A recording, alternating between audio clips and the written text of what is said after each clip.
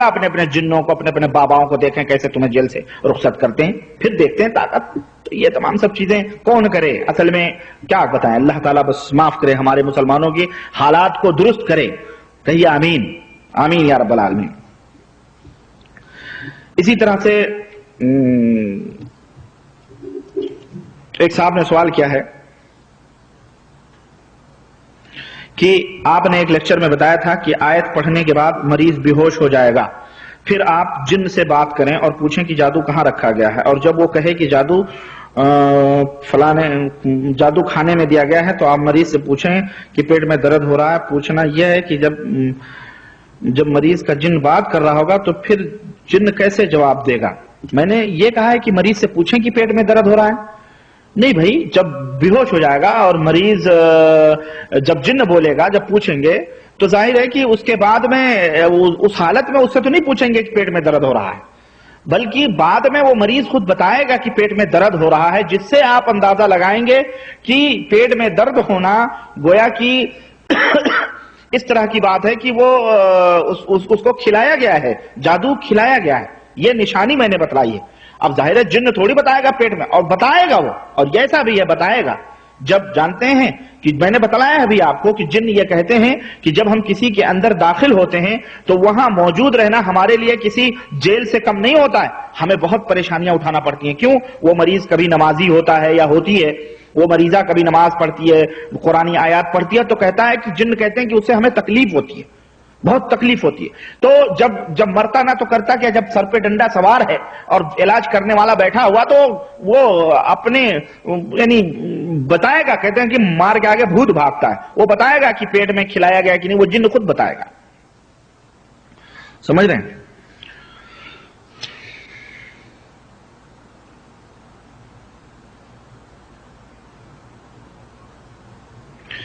ہاں، یہ ایک صاحب نے سوال کیا ہے کہ آپ نے کہا تھا کہ جن علاج کرنے والے سے کہنے لگا، ایک واقعہ میں نے بتلایا تھا کہ اس میں جن نے کہا ہم تمہارے اندر داخل ہوں گے، تو انہوں نے کہا آ جا، تو وہ نہیں آ پایا. تو اس نے کہا کہ آپ نے جو ہے وہ آج یہ پڑھا ہے اس لیے ہم نہیں آ سکتے ہیں. تو انہوں نے سوال کیا کہ ہم اس کو چھوڑ کر تم میں داخل ہو جائیں گے. جن نے کہا. پھر جب کہا گیا آؤ تو بولا کہ آج میں نہیں آ سکتا کیونکہ آج آپ نے 100 مرتبہ یہ دعا پڑھا ہے. ہاں، 100 مرتبہ آپ نے یہ دعا پڑھا. سوال یہ ہے کہ جن کو کیسے معلوم کہ انہوں نے دعا پڑھا تھا اور وہ بھی فجر کے بعد؟ بھائی میرے، جن اور شیاطین جو ہے نا، جن اور شیاطین، اللہ کے رسول صلی اللہ علیہ وسلم نے فرمایا ہے کہ شیاطین تمہاری رگوں میں جس طرح خون دوڑتا ہے اسی طرح سے وہ دوڑتے ہیں. ہاں، جس طرح خون تمہاری رگوں میں دوڑتا ہے اسی طرح وہ شیاطین دوڑتے ہیں، اور شیاطین ایک دوسرے کے بھائی ہوتے ہیں. تو جو شیطان اس مریض کے اوپر سوار ہے اور جو شیطان تمہارے ساتھ ہے، وہ شیطان بتائے گا نہیں کہ اس کے ساتھ ایسا ہے، تم داخل ہوگے تو نہیں داخل ہو سکتے ہو، کہ اس نے آج یہ کیا ہے. وہ شیطان بتائے گا نہیں.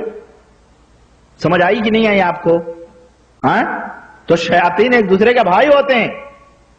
قرآن میں اللہ تعالیٰ نے فرمایا کہ ایک دوسرے کو یہ باتیں بتلاتے رہتے ہیں. یوحون بعضهم الی بعض، بعض کو بتلاتے رہتے ہیں. تو جو شیطان آپ کے ساتھ لگا ہوا ہے وہ شیطان نے اس کو بتلایا کہ آج اس نے یہ علاج کرنے والے نے پڑھا اس لیے نہیں آ سکتے. تم آئی سمجھ میں کہ نہیں آئی آپ کے؟ اور اللہ کے رسول صلی اللہ علیہ وسلم نے فرمایا ہے کہ وہ کہ جب آدمی پڑھتا ہے تو شیطان اس میں داخل نہیں ہو سکتا، اسے کوئی اثر نہیں پہنچا سکتا. تو ظاہر ہے کہ وہ پڑھنے کے بعد میں اللہ تبارک تعالیٰ کچھ رکاوٹیں انسان کے ارد گرد ڈال دیتا ہوگا جو ہم نہیں دیکھ سکتے، ہے کہ نہیں؟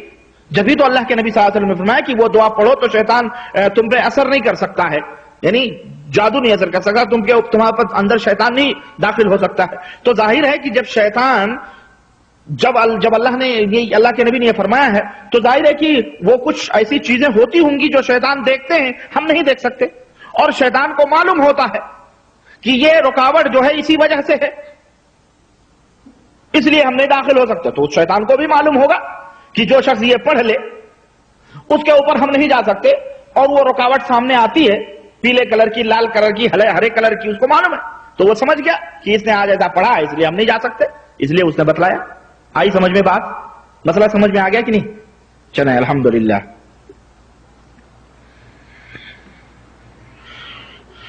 ایک آدمی ہے جو فجر کی نماز میں کبھی نہیں اٹھتا ہے اور باقی وقت کی وہ امامت کے لیے کھڑا ہو جاتا ہے، کیا اس کے پیچھے ہماری نماز ہو جائے گی؟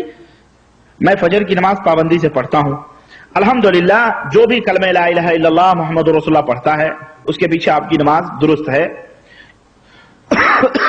تب رہا کہ جو شخص فجر کے وقت کسی وقت نہیں اٹھتا ہے، کسی وقت یعنی بلا عذر کے وہ سویا رہتا ہے یا پڑھتا ہی نہیں ہو، یا دو شکلیں ہیں اس کی، ایک شخص ہے جو یعنی فجر کے وقت ہمیشہ کبھی نہیں پڑھتا ہو، تو بہرحال اس کو وہ حرام کرتا ہے، وہ غلط کرتا ہے، ہاں۔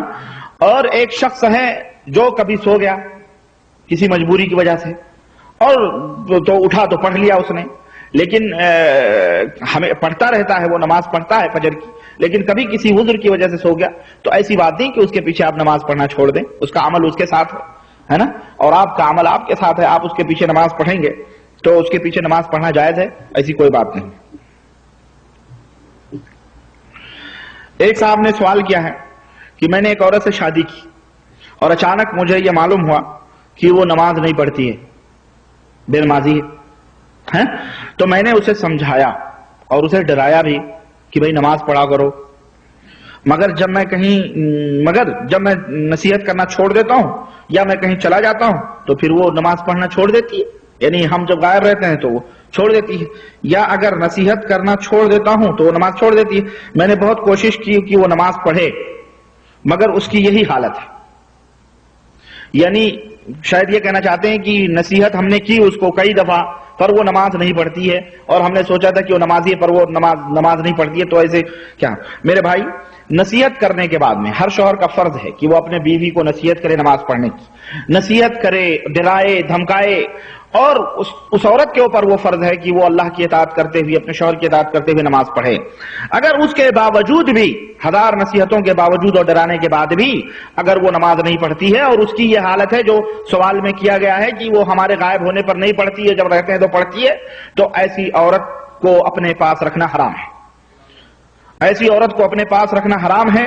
اور کیوں؟ اس لیے کہ وہ کافر ہے، وہ نماز نہیں پڑھتی ہے، گویا وہ، سمجھ رہے ہیں؟ اور ایسی عورت کو طلاق دے دینا چاہیے، اس لیے کہ مسلمان کافر سے شادی نہیں کرتا ہے۔ اللہ کے رسول اللہ تبارک و تعالیٰ نے قرآن کریم میں فرمایا ہے کہ لا تنکحوا المشرکات حتی یؤمن، یعنی کسی مشرکہ عورت سے شادی نہ کرو جب تک کہ وہ ایمان نہ لے آئے، یعنی تمہیں شادی کرنی ہے تو مشرکہ عورت سے نہ کرو بلکہ مومنہ عورتوں سے کرو۔ نماز نہ پڑھنے والی عورت جو ہے یا مرد وہ مومن نہیں بلکہ وہ کافر ہوتے ہیں۔ اسی طرح نبی کریم صلی اللہ علیہ وسلم نے فرمایا ہے کہ بین العبد و بین الکفر ترک الصلاۃ، کہ بندے کے درمیان اور کفر کے درمیان جو چیز حائل ہے وہ نماز ہے۔ جب آدمی نماز کو چھوڑ دیتا ہے، ہاں، نماز کو نہ پڑھے، چھوڑ دے، ہاں، تو وہ کافر ہو جاتا ہے، کافر ہے وہ جو نماز نہیں پڑھتا ہے۔ اور اسی طرح اللہ کے رسول صلی اللہ علیہ وسلم نے فرمایا کہ الحد الذی بیننا وبینہم الصلاۃ فمن ترکہا فقد کفر، کہ جو معاہدہ ہمارے اور ان کافروں کے درمیان میں ہے، لوگوں کے درمیان میں ہے، وہ کیا ہے؟ ترک صلاح ہے۔ وہ کیا ہے؟ وہ صلاح ہے، نماز ہے، یعنی ہمارے درمیان اور ان کے لوگوں کے درمیان جو معاہدہ ہے وہ نماز ہے، یعنی تم نماز پڑھتے رہو گے تو سمجھو مومن ہو۔ اور جو شخص جان بوجھ کر کے نماز کو ترک کر دے، چھوڑ دے، نہ پڑھے، تو ایسا شخص کافر ہے۔ ایسا شخص کیا ہے؟ کافر ہے۔ تو اس لیے ایسی عورت کو طلاق دے دینا چاہیے جو نصیحتوں کے بعد بھی نماز نہ پڑھے۔ اور اللہ اکبر، آج ہماری حالتیں تو بڑی بری ہیں، اگر اس طرح کے حالات شروع ہو جائیں تو پتہ چلے گا کہ یہ لوگ، عورتیں ہمارے سر پہ ڈنڈا لے کر کے دوڑیں گی، یہ ربانی فتویٰ دے رہا ہے۔ لوگ بھی معلوم ہے، جو لوگ خود بھی نماز نہیں پڑھتے تو عورتوں کو کیا نماز پڑھوائیں گے؟ اور خاص طور سے ہمارے گاؤں کے حالات دیکھ لیں آپ، بستیوں کے حالات، شہر کی تو خیر بات ہی چھوڑو، گاؤں میں کتنے % عورتیں نماز پڑھتی ہیں؟ نہیں پڑھتی، انہیں پتہ ہی نہیں ہے نماز کیا ہے، لوگوں کو پتہ نہیں ہے، اتنے جاہل ہیں۔ نیاز، فاتحہ، 11ویں، تیجا، 10واں، 12واں، 11واں، شب برات، رجب کے کنڈے، عید میلاد، جشن، 12 وفات، سب کچھ پتہ ہے۔ یہ ڈیٹ نہیں بھولتی ہیں عورتیں، اور نہ یہ سب میں پیچھے رہتی ہیں، لیکن اگر بھولتی ہیں تو 5 وقت جو نماز اذان ہوتی ہے اس کو بھول جاتی، نماز نہیں پڑھتی۔ تو حرام ہے اس طرح سے جو ہے عورتوں کے لیے اس طرح سے کوتاہی کرنا۔